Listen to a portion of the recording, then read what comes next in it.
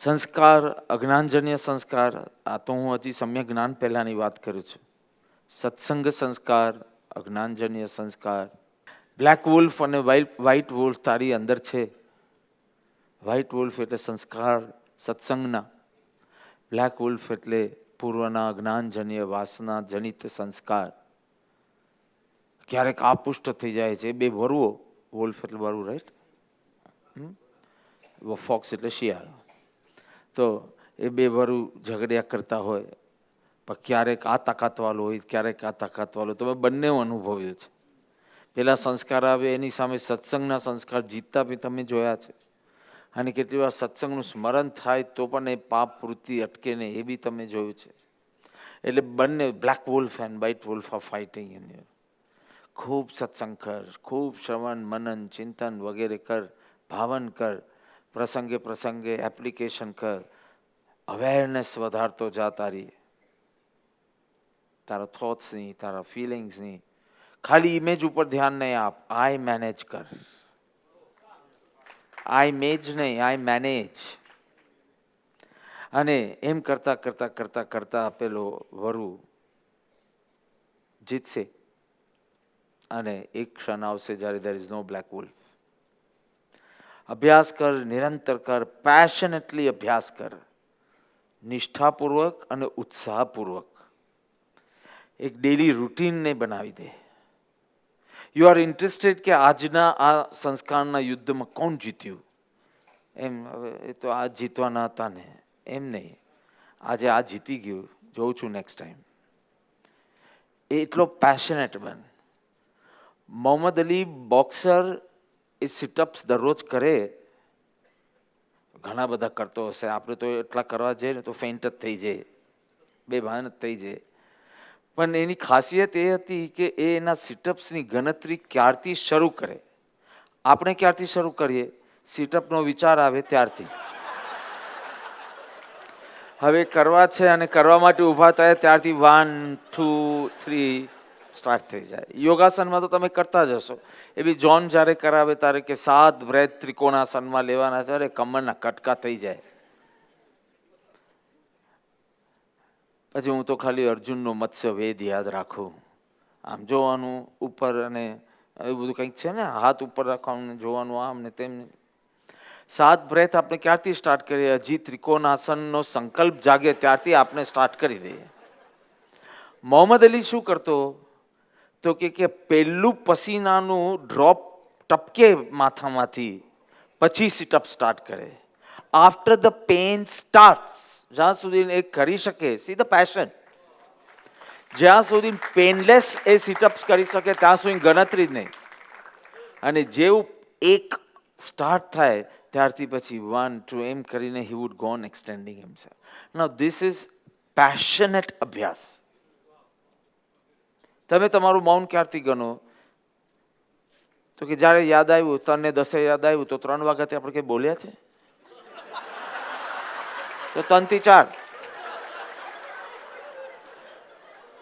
સાધક શું કરે કે જ્યારથી એના વિકલ્પ શાંત થાય ત્યારથી મૌન ગણે, જીભ નહીં.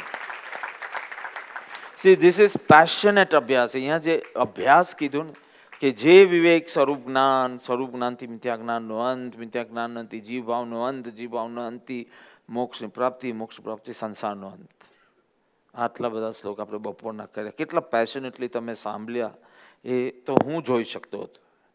એટલો નિષ્ઠાવાળો અભ્યાસ, ખૂબ અભ્યાસ, નિરંતર અભ્યાસ, પુરુષાર્થ, પેશન, પેશન્સ.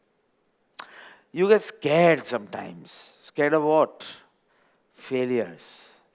ભટ્ટી કરી જે મૌન રાખી શકીશ કે નહીં?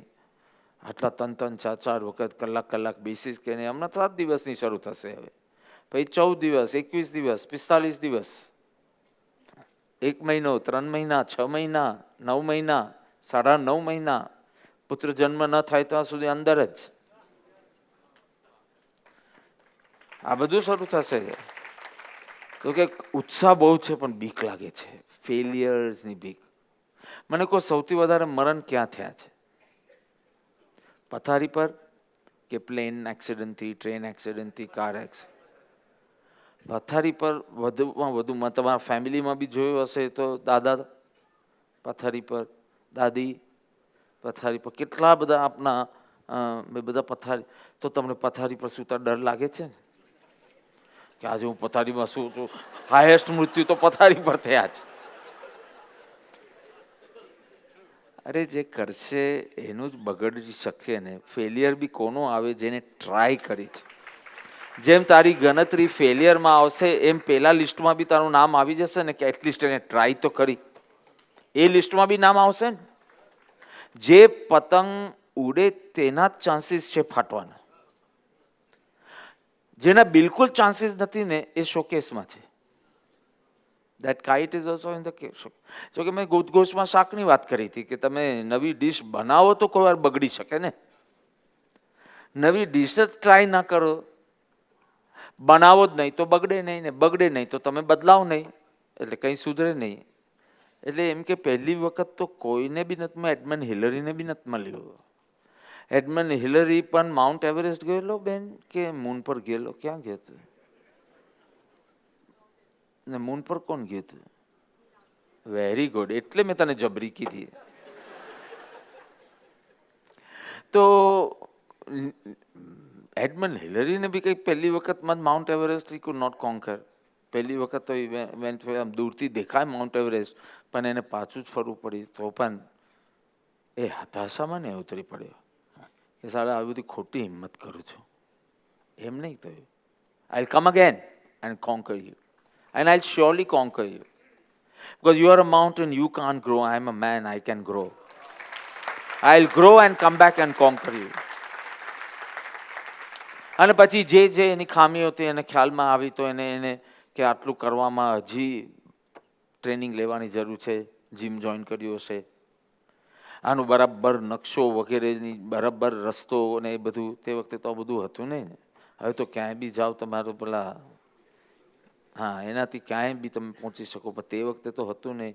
તો શેરપા ટેન્સિંગને સાથે લઈ ગયો, ત્યાંનો લોકલ નેપાળી, અને એમ કરીને હી કેમ. સો ડોન્ટ સ્ટોપ ટ્રાઈંગ. નિરંતર અભ્યાસ, નિરંતર અભ્યાસ. જો એકવાર મિસ્ટેક થાય ને એને ભૂલ કહેવાય, બીજી વાર મિસ્ટેક થાય ને એને ગુનો કહેવાય. એક વાર હોય તો એને ભૂલ કહેવાય. તમે એમ નહીં કહો કે હું 1000 વાર ભૂલ કરું. બીજી વખત તો તમને સ્મરણ બી છે કે આવા વિચારો પછી આવી પ્રવૃત્તિ થાય છે, આ વિચારો પર જ અટકવી જવું જોઈએ, ત્યાં જ સબસ્ટિટ્યૂટ થવું જોઈએ, તો પણ તે એક્સેલરેટર દબાવ્યું તો હવે આ ગુનો છે, હવે આ મિસ્ટેક નથી. So what? Learn from it and use it. Failures is also a lesson, no? Learn from it and use it. પાછું તમે કહો અમે શીખીએ છીએ બરાબર, પણ પાછું યુઝ નથી કરતા એ જ્ઞાન. જ્યાં સુધી જ્ઞાન યુઝ નથી થતું ત્યાં સુધી કશું જ થવાનું નથી. મેં સવારના પણ કીધું, નોલેજ એપ્લાઇડ. એ ગાંડીવ યુઝડ ગોટ હિમ વિક્ટરી, અર્જુન. એટલે અભ્યાસ તો તમારે નિરંતર કરવો જ પડશે. બ્રુસલી પણ એક એના કિક્સ 10,000 વાર પ્રેક્ટિસ કરતો. હવે કિકમાં આપણે તો શું પ્રેક્ટિસ, આપણે તો સહેજે હોય, આમ મારી દે. પણ એ કિકથી છે ને ફ્રેક્ચર થાય, તારું, બીજાનું નહીં. એ 10,000 વાર એ પ્રેક્ટિસ કરતો. આ નિષ્ઠાપૂર્વકના અભ્યાસની વાત ચાલે છે. ખૂબ અભ્યાસ આ વિવેકનું જ્ઞાન તમે સાંભળ્યું, તમને સાચું લાગ્યું, એ બી એક બહુ ઘણા મોહનીય કર્મનો ક્ષયોક્ષમ થયો હોય ત્યારે તમને બહુ સરસ હતું, મજા આવી ગઈ. આજે શબ્દ તમે બોલો છો ને એમાં બી કેટલો બધો મોહ ઉપશાંત થયો હોય ત્યારે નીકળી શકે. તમારા બાજુવાળાને જ કંટાળો હતો કે આ સીધું વિજ્ઞાનમય કોષ એટલે બુદ્ધિ, આટલા બધા શ્લોકની શું જરૂર હતી? છેલ્લે તો આમ જુઓ તો તમને આટલું જ યાદ રહ્યું છે ને, અને આટલું જ યાદ રહેવાનું બી છે ને. તો બી કેટલા બધા શ્લોક કર્યા. અને જીવ ભાવનો અંત આવી શકે, અનાદિ શાંત છે. જો તને ડાયરેક્ટ કહે છે તો તમે કે વાય હાવ, એટલે પ્રૂવ કરી આપ્યું. તો કે આટલું લાંબુ શું કામ? તમારે કહી દેવું હતું ને જે ફાઇનલ આન્સર હતો. આ તારો મોહ ઉછળે છે. મોં મંદ પડે છે ત્યારે ભાગે શું અદ્ભુત વાત છે, શું જ્ઞાનીઓ પ્રતિપાદન કરે છે. કઈ રીતે સંસાર સુખમય હોઈ શકે, કોઈ તર્ક સામે ઊભો રહી શકતો નથી. એમાં તો ઓલી આનંદમય કોષ આવશે હમણાં.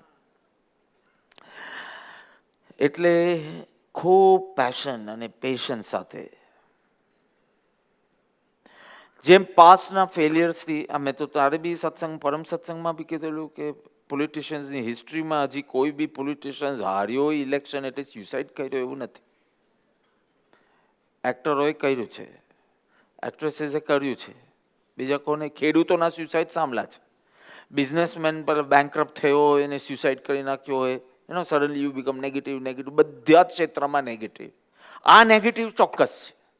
જે ઘટના બનીને નિષ્ફળતાની એ કંઈ બહુ મોટી નહોતી. એ હું કર્મના ખાતે બી નાખી દેત કે હવે અશુભ કર્મનો ઉદય થયો તો આવું થયું. પણ હવે જે દરેક ક્ષેત્રમાં નેગેટિવિટી આવી ગઈ ને, આ તારો વાંક છે.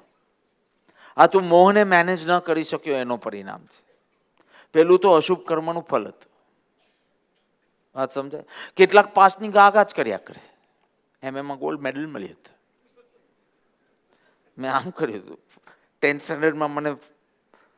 સ્ટાન્ડર્ડમાં મને સારા એવા માર્ક્સ, એમ 12thમાં કે 12thમાં હોય ને તો કે 10th સ્ટાન્ડર્ડમાં 98/100 આવ્યા હતા. Past performance is not important. Last performance is important. Today's performance is important. પાસ્ટની ગાગા બી નહીં કર, જેમ ફેલિયર્સ બી નહીં એમ ગાગા બી નહીં કર. ગમે તેટલું પાસ્ટમાં તને 98/100 મળ્યા હોય, આજની એક્ઝામમાં પહેલામાં કેટલા માર્ક્સ એડ થશે તો હું કામ ગાગા કરેશ? આજે બતાવો, આજે મહેનત કર, બતાવો. લાસ્ટ ભટ્ટી મારી એટલી વન્ડરફુલ ગઈ હતી. ગાગા નહીં કર, આજની ભટ્ટી બતાવો. કારણ કે past is not important, last is important. આવો સાધકનો ઉત્સાહ હોવો જોઈએ. અને આમ વિવેકનો અભ્યાસ કરતા, અમે રૂમમાં જ વાત કરતા હતા, મેં કીધું વિવેક એક એવી અદ્ભુત છે. જ્ઞાન ઇઝ અ સિમ્પલ ચીજ, પણ વિવેક સાથે વિવેક એક ગુણ છે. વિવેક એક સમજ નથી. બાપનું માનવું કે નહીં, બાપને સાચો જ હોય કે નહીં. તો રામચંદ્રજીએ કીધું બાપનું માનવાનું છે. એને કીધું કે નો રાજ્યાભિષેક, get out for 14 years, no question. આપણે ઇતિહાસ જ બોલે છે કે રામચંદ્રજી કોડાભાઈ મારો વાંક શું છે, હું શું કામ જાઉં 14 વર્ષ? એમ કહી શકો નહીં. વી કન્ક્લુડ કે બાપ જે કહે તે સાચું અને તે કરવાનું. આવું પ્રહલાદે ન કર્યું. એના બાપે હિરણ્યકશ્યપે કીધું કે હું ભગવાન, તો કે ના, તમે ભગવાન નથી, વિષ્ણુ ભગવાન છે. યુ આર રોંગ બાપુજી, જે બી કહેતો હશે ડેડ. હવે આ જો કથાઓ જ એકમાં કહે છે કે બાપને બી કહેવાનું રોંગ, તો તમે રોંગ જ છો. અને એક કથા કહે છે કે નહીં, બાપે કીધું કે ચાલો જા 14 વર્ષ, તો નો અપીલ. આપણે તો પહેલામાં સેશનમાં હોય તો હાઈકોર્ટમાં જઈને, હાઈકોર્ટમાંથી સુપ્રીમ કોર્ટમાં જઈને, સુપ્રીમ કોર્ટ પછી બી અને એકવાર કોશિશ કરીએ પ્રેસિડેન્ટ પાસે જઈને, એની પાસે થોડા છે પાવર્સ ડિસ્કશન, તો ત્યાં જ અપીલ કરીએ. નો અપીલ. બાપે કીધું દેટ્સ ઓવર. હવે આમાં પણ વિવેક, જ્યાં જ્યાં જે યોગ્ય છે ત્યાં સમજવું, ત્યાં તે આચરે આત્માર્થી છે. વ્યવહારમાં પણ આવા વિવેકની જરૂર પડે છે. તમારી કોઈ રૂલ્સ બુક નહીં ચાલે. ને તો પ્રહલાદે પણ કેમ નહીં કીધું, ઓકે બાપુજી તમે કીધું કે તમે જ ભગવાન અને વિષ્ણુ કાંઈ છે નહીં. વિષ્ણુ તો ખરેખર નથી, પણ વિષ્ણુ તો છે, એમ કાંઈ નહીં કીધું. ત્યાં આવી કથાઓ બી કહે છે કે ના, વિવેક વાપરવાનું, ક્યારે દ્રઢતાથી કહેવાનું. અમારે એક મેં વાત કરી હતી, આપણા નવનાથમાં વાત કરી હતી મેં. નવનાથ હોલમાં એક સત્સંગ હતો, વેસ્ટ લંડન કે વોટ એવર. તો ત્યાં મેં આગલા દિવસે એક વ્યક્તિનો ઈમેલ હતો. આપણે એક મુમુક્ષુ રહે છે સાઉથ લંડનમાં, એક જ મુમુક્ષુ છે ને, હવે તો ગ્રુપ બની ગયું. નેક્સ્ટ ટાઈમ તો સેન્ટર ખુલે એવું લાગે છે. યુગ પુરુષ પછી યુગ પુરુષ ધમાકાર ગયું ત્યાં સાઉથ લંડનમાં બી. તો કે મારી એક ફ્રેન્ડ આવી છે, તમે જે 4-5 દિવસ લંડન છો ત્યારે જ ફ્રેન્ડ આવી છે. અને મેં બહુ કોશિશ કરી ફ્રેન્ડ કહેવાનું કે તું હમણાં નહીં આવ, because will be busy hall day in સત્સંગ પ્રતિષ્ઠા, હોલ ડે પ્રોગ્રામ હોય જ. એ ના તો એને કીધું ના મને આ જ ફાવે એવું છે ને ફાઇનલી આવે. પછી કે હવે હું ગભરાય કે પછી એને ધર્મ માટે અભાવ ન થઈ જાય, ધર્મના અવર્ણવાદ ના બોલે, એટલે પછી મેં નક્કી કર્યું કે કોઈ સત્સંગમાં નહીં આવવું. I hope I am right. Usually તો આ બધા ડિલીટ કરવા જેવા ઇમેજ છે, પણ તે વખતે મારી કોઈક એવી પેલી બુદ્ધિમાં રહેલો અહંકારની વૃત્તિ કે કંઈક એવું જાગ્યું હશે કે મને તો લાવ નેમીજી તો ફ્રી હોય નહીં, ધર્મયાત્રામાં તો મારે જ શોધવા પડે. આત્મા જડી આવે પણ નેમીજી નહીં. સો is busy with is because is taken personal સાથે. હવે એને પીઆર લીધું છે એટલે પર્સનલમાં એટલું બધું કામ નથી રહેતું, પણ પીઆરમાં ઘણું કામ રહે છે. એટલે એ તો જાય એટલે આપણે તો આપણે સંગાતમાં યાદ રાખવાનું, બીજું શું.